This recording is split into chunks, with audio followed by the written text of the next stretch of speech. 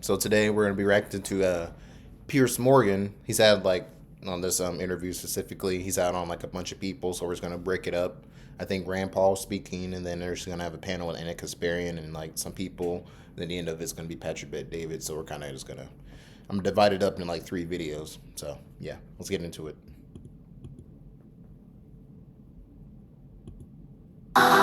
America has played scared. Let's just face it. We haven't had a expansionist president in our lifetime, period. Real debate about that. Well, joining me now is Kentucky Republican Senator Rand Paul. Senator Paul, great to have you back on Uncensored. Yeah, thanks for having me. What do you make of what is happening in Iran? As we're about to start this interview, it's been announced the United States is pulling out military personnel from its airbase in Qatar. That is the largest airbase in the Middle East for the American military. How significant do you think that is? Are we about to see more strikes along the lines of what we saw last summer? Yeah, 100%. Like, what is the reason for moving all those troops out? Like, that's a pretty obvious sign that something's gonna pop off. You know, if it's America or Israel's gonna do something, like it's obvious something's gonna pop off eventually. So yeah. I think the one thing we can all agree on is we hope and wish for the best for the Iranian people. We'd love to see them live in a free society. As you mentioned, Iran was once a great country. It's a populous nation, has great natural resources. For many, many decades, they were leaning towards Europe. They had Western traditions. They were open. You didn't see veils on the women. The women. Yeah, but that was before Jimmy Carter got in and overthrew I think it was Jimmy Carter when he got in. Either him or Reagan, who overthrew the Shah of Iran and helped Khomeini get in charge, and then help install the Islamic Republic of Iran. So I mean, yeah, but it looks like they're about to basically like I guess turn into like maybe like the UAE or Saudi Arabia kind of like rights and like how the society is run. Basically, like they're still gonna have they're also gonna be Muslim, but like there's gonna be a little bit more free to go about their lives and like make decisions for their lives. So that's good though. That's good. Dressed in Western wear. They were very open. It was an intellectual society. Many of those intellectuals ultimately fled over time as the religious zealots took over. So we all want what's best for them. My concern with bombing Iran, though, is that you might get the opposite. Right now, the ire, the dander, the emotion and the protest is to oppose the mullahs, to oppose the religious government. The problem is when bombs begin dropping from Americans, will that shift the anger of the people away from their mullahs? Will they rally around their flag, and will nationalism supplant? Will the anger towards America dropping bombs be greater than their anger towards the mullahs? So I think there's a danger that you shift the balance here away from the freedom movement. And so I would be very, very cautious with doing this. I'm also kind of a stickler for the Constitution. I think you don't bomb anybody without asking the people through their representatives. Yeah, I mean, Donald Trump is being increasingly bellicose in his rhetoric about this, but what he can actually do, which doesn't have the impact that you just warned about, is a matter for a lot of conjecture, I think. Do you think, separate to what America may or may not do you feel, as many seem to, including the German Chancellor, that we are at a genuine tipping point with this Iranian regime, that it could fall? I don't know if I have the particular insight to tell you one way or the other. I can tell you that even growing up during the Cold War, I was always perplexed. How could people live under Stalin? How could 37 million people die and that the people didn't rise up? There's always more people than there are, autocrats. How does a few autocrats, or maybe a few thousand of these mullahs, how do they control a country of 60, 80 million people? How does that happen? And so I am perplexed that they don't, but I don't have particular insight as to when it happens.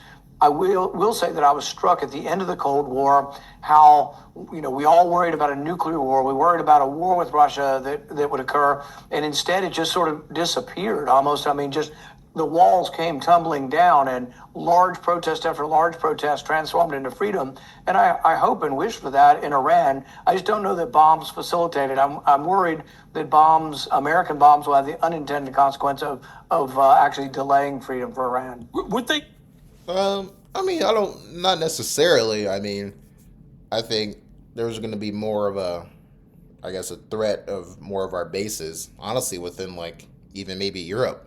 But I don't think Iran's that crazy enough to like launch missiles at like our bases in Europe and stuff, you know. So, but I mean, if America does start dropping bombs, I mean, like, it's not really going to affect America at all, really. I mean, yeah, they're definitely going to cut off the Strait of Hormuz, you know, that's definitely going to affect America, but that's also the reason why America invaded Venezuela. That way, if this does happen again, they can just ramp up production in Venezuela or just go in there and start stealing the oil, you know, and then they can always just have oil for cheap. Be constitutional bombs in the sense that Donald Trump, many feel, is riding roughshod over the Constitution and over what his powers as president are. And we're going to come to Venezuela in a moment, because I know you've been quite vocal about that. But, you know, is he able to just launch a bombing campaign against the mullahs without prior debate and support from Congress, for example? You know, our founding fathers were very clear. They debated this from Jefferson to Hamilton. The entire spectrum of the founding fathers believed that the war power had been placed, the initiation of war, the declaration of war had been placed in the legislature. But can he do it? If Congress lacks any kind of ambition to protect their legislative power, yes. And that's what's been going on for 70 some odd years. Their strongest argument is, well, we've always done this. We've been doing it for 100 years. Who are you to say we can't do it? But we had an interesting briefing yesterday. We read the Office of Legal Counsel's formal declaration or legal arguments for why the president had the power to do this. Their main argument is that there isn't a war. So I asked the young assistant attorney general when he came to our lunch, I said, well, what is a constitutional war? And he said, well, you have to have, you know, scope, duration, and extent, and you have to have like a lot of casualties. I said, how many casualties? And he said, well, that's not really defined, but a lot. And I said, well, how do we decide on initiating a war if we don't know if it's a war until after we count the casualties, or after we know the extent of the war, after we know how long it is, or how many boots on the ground? You don't really know that at the initiation. The initiation is really to say, we're at war with these people because we're really angry because they did this, or they attacked our shipping, or they attacked our outpost. That's what the initiation of war is. But these people say, well, this isn't a war, and you'll know it's a war later on someday. But then how do we initiate a war that's already after the war's over? I mean, it's crazy circular logic, but this is what we're up against. But Congress could start. Yeah, I mean, like, I think like the definition of a war is pretty obvious. Like I would say, if there's boots on the ground and the country that you're invading, you are invading, it's technically, I guess you consider your adversary an enemy. I would consider that a war, you know? Like, they're on the ground physically, and they're not like doing like, you know, like, let's say like, kind of what they do with Maduro. That was more like a special ops thing, you know? Or like how they went and got Osama bin Laden in Pakistan. Like, they're not at, like, the American military is not at war with Pakistan when they went in to get Osama bin Laden, you know? Like, if they do insertions like that, they're not at war, but like, they're literally landing forces and like, they're flying aircraft and they're blowing stuff up, kind of like what Israel did with Iran. They're at war, or we're at war. They're literally sending all their aircraft over there and they're blowing up people, blowing up their air defense tanks, like aircraft. Like, no, that's a war. But like sending in a few troops to like do a few things, that's not really a war. So that's what I consider a war. Like, there's actual like boots on ground. They're killing people actually on the ground. They're sending in an air force to blow up their air defenses and everything, stuff like that, you know. And it's like, and they also have the goal of taking over the country, not just removing a person. They have the goal of taking over the country. That is a war. A president, but it would take a lot more wherewithal and courage than this Congress appears to have. Let's turn to Venezuela. The Senate's expected to take another procedural vote today on limiting President Trump's war powers in Venezuela. You and 4 other Republican senators voted for the war powers resolution that would limit his ability to conduct further attacks in Venezuela. And you said, I think bombing a capital and removing the head of state is by all definitions war. Does this mean we have carte blanche that the president can make the decision anytime, anywhere to invade a foreign country and remove people that we've accused of a crime? Now, Trump, by way of response, said that you and the other 4 Republicans who voted this way should never be elected to office again. And yesterday, he ramped up his Rand Paul rhetoric, calling you a stone-cold loser. Let's take a listen to this. So one of our top priorities of this mission is promoting greater affordability. Now, that's a word used by the Democrats. They're the ones that cause the problem. The one thing, they stick together. They don't have some of the people that we have. They don't have a Rand Paul that votes against everything. I got him elected twice. He was a stone cold loser. I went to Kentucky where I won by a lot. I did a rally for him. Then I did another rally, he won. Then I went the second time, he won. And he votes against all the time. It's just crazy. I don't get it. It's crazy, and you're a stone-cold loser who, without him, wouldn't even be a senator, Rand Paul. Your response? Today's show. Nope, not gonna get me. Well, you know what I was reminded of? Trump was at one time a worldwide wrestler. He was on the WWE. He's actually in the Hall of Fame. And one of his interactions is with Stone Cold Steve Austin. And Stone Cold Steve Austin was famous for his Stone Cold Stunner move, where he kicks you in the stomach and then knocks you down. And so there's actually an episode where Trump is in the ring and he's kicked hard in the stomach and pummeled to the ground. And I guess he's got this Stone Cold Stunner thing that's happened to him. And maybe he's confused and thinks I'm Steve Austin. But this is not worldwide wrestling. And, look, we're mature people. There are many things I support the president on. But I promise to defend the Constitution. The debate over war powers is bigger than Donald Trump. It's bigger than me, and it's been going on for, my entire lifetime. So I've informed the president it's not personal. Look, I voted for 91% of his legislation. I voted for nearly 100% of his nominees. I've been one of his biggest defenders when he was impeached twice. If he can't appreciate that, that's too bad. But at the same time, I haven't given up supporting the president. I support him on many things. I actually like him personally. I enjoy his time. I've known him for a decade. I've played golf with him dozens of times. And so maybe he'll come around. Maybe this is New York shtick, or maybe this is WWE shtick. I'm not sure what it is. I think he'll come around. I mean, I've known him 20 years, and the last time I interviewed him, he didn't like some of the criticism I leveled at him. And he went on a rally stage and said I was so dead I was catching flies. And then we had a very nice chat about a few months later. So I think a lot of this is performative, I think, with President Trump. And I suspect he grudgingly respects the fact you are prepared to stand up to him, because so many people don't. And I think it's healthy in a democracy for people to criticize even their good friends in politics. That's what you should be doing. You appeared on the Joe Rogan Experience in an episode released yesterday, and you said this about the attacks on Venezuelan boats. I look at my colleagues who say they're pro-life and they value God's inspiration in life, but they don't give a shit about these people in the boats. And are they terrible people in boats? I don't know. They're probably poor people in Venezuela and Colombia. And really, they say, well, we're at war with them. They're committing war by bringing drugs into America. Not They're really. coming here. They're going to these islands in the south part of the Caribbean. The cocaine, and it's not fentanyl at all. The cocaine's going to Europe. Those little boats can't get here. I mean, their argument will be that their intelligence is these are drug boats bringing illegal drugs across the water, perhaps ending up in America, perhaps killing Americans. If that was the case, hypothetically, if these are all drug boats and they're not innocent people, then do they have a... Well, I mean, he did designate... Well, I guess it's kind of hard to really have, like, a great opinion on it. Like, should he be blowing up the boats? Honestly, no, because, like, you don't know who's on the boats. And it's not like you're not at... I mean, I guess he's at war on drugs or something, so he thinks these boats, he's at war with him. But, like, he doesn't even know who's on the boats, and the boats don't have a flag of designation to know exactly who they're fighting for, So, like, if I'm being honest, like, I think I even said this in previous videos, that they literally should just shoot the engine. Like, they have a helicopter. All these freaking bigger boats have like helicopters, and they just fly out. You shoot the engine and you board it. Or, I mean, if they're fucking violent, you kill them. But, like, at least you'll have evidence that, like, these people are, like, they're violent and they're trying to kill you because they don't want you to get to the product. So, like, I don't think he should have been blowing up the boats.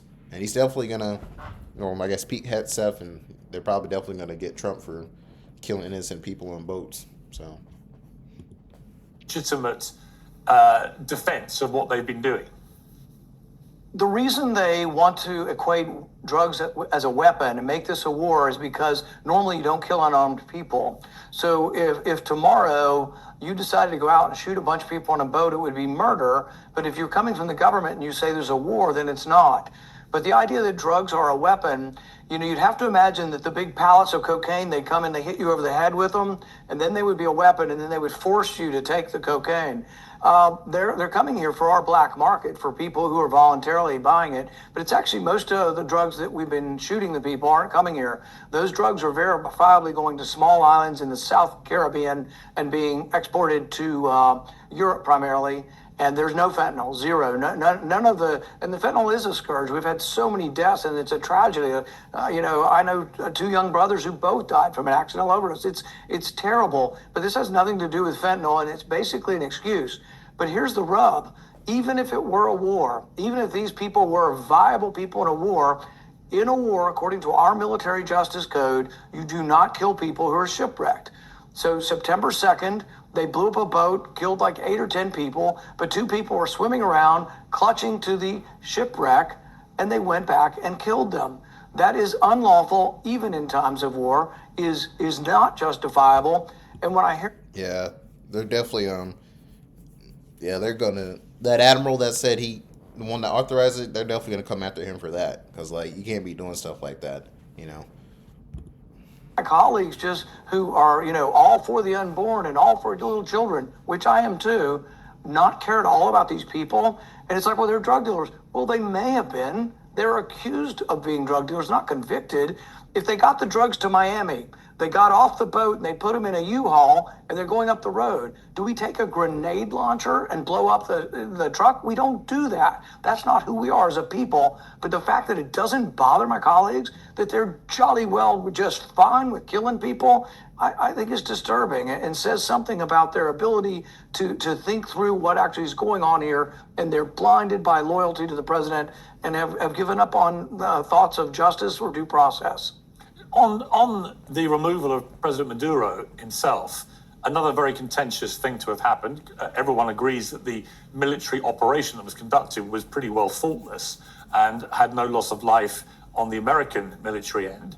But many people also feel, this goes in line with what you've been talking about, that this has broken the conventional rules of the international order, that you don't go into another sovereign country and just snatch the leader of that country and take them to yours.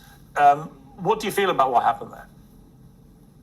They've been mostly justifying and trying to convince people by saying, we were just arresting him.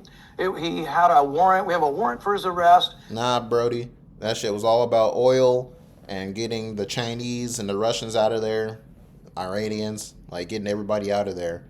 And so, we can keep the Western Hemisphere under American hegemony, or you could say dictatorship, authoritarianism, as this is our area and we control this. But we're also going to go into your area and also influence what's going on in your country, But that's the cutoff. Nobody else in this world is going to come past this border.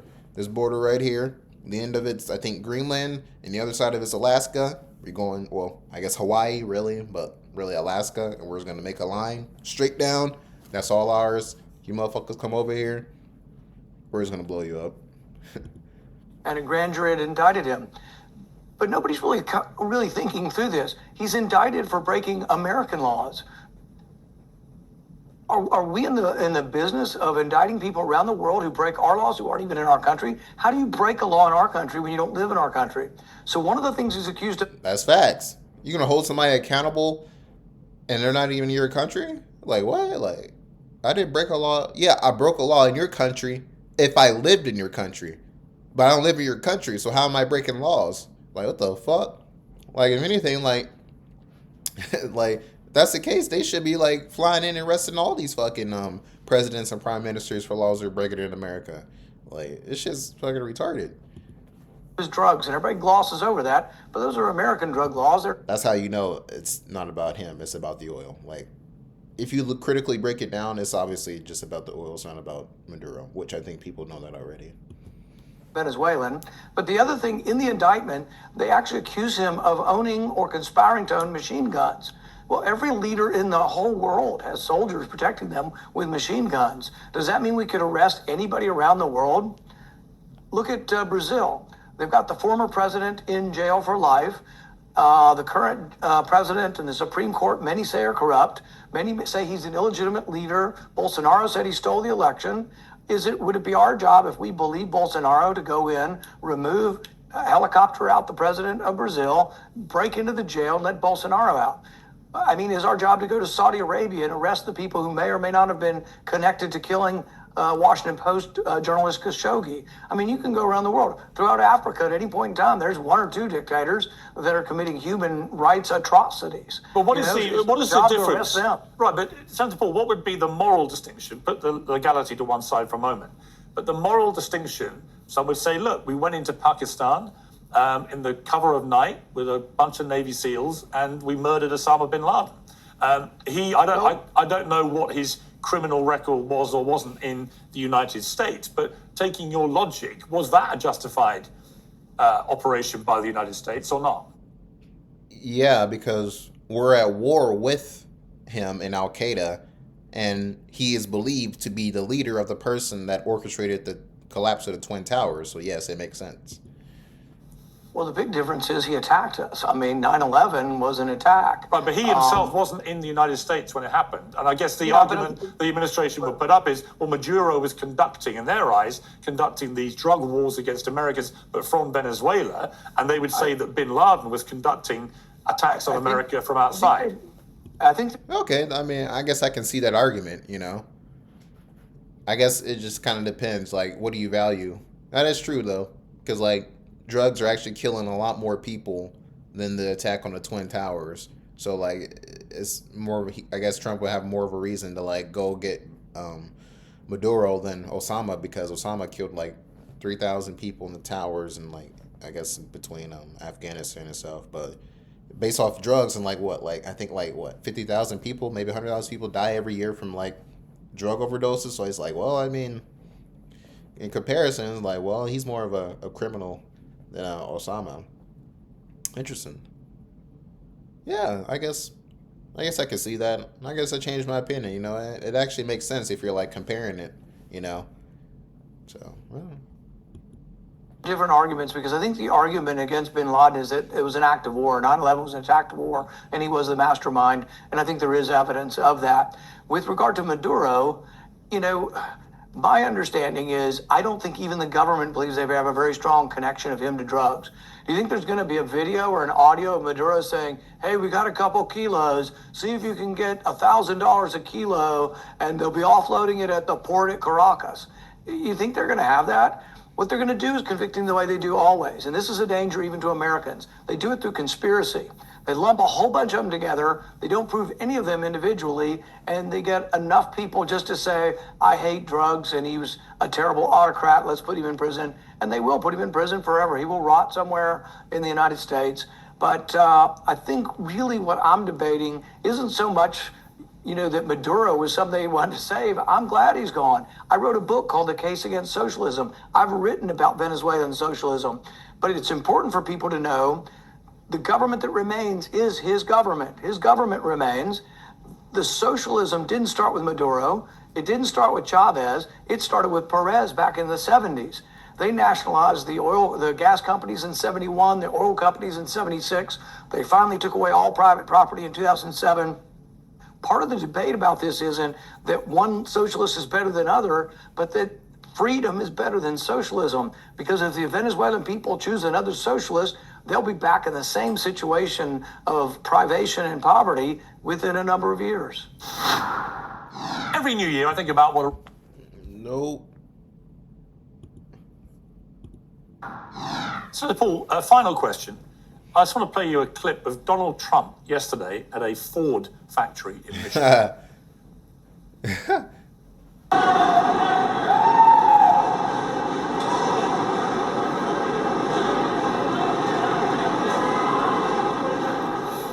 Now, this was him, I believe the parlance is flipping the bird at a Ford worker who turned out to be a man named TJ Sabula, who's now been suspended, but says he has no regrets. He was screaming at Trump you're a paedophile protector. The White House Communications Director, Stephen Chung, said in a statement, a lunatic was wildly screaming expletives in a complete fit of rage, and the president gave an appropriate and unambiguous response. Do you think the president's response was appropriate? Yeah, I mean, he can kind of do whatever he wants. I mean, is he causing them harm? Hey, like he's saying, hey man, fuck you. Like, okay. Like, that's funny, bro. It's funny that he did that. I guess I would start with the person who yells. People think that freedom of speech means you can say anything you want, anywhere you want. But if you work for me and I'm Mr. Ford, and I say you have to behave with decorum, whether it's President Obama or President Trump, I'll fire your ass if you're not polite, and you need to be polite. At your workplace, you've got to. You do not have freedom of speech to call your boss a knucklehead. You don't have private property means the people who control the property have some controls over your behavior. So the person was inappropriate. Whether the president was appropriate or not, I'm not going to make a judgment on it. I wasn't there. I didn't hear it. But I think it's a useful lesson about speech that you can say anything you want. The government shouldn't put you in jail, but your employer has no obligation to keep you on if you're rude when you've invited the president to your business. It sounds like you're kind of defending the president's right to flip the bird. Yeah.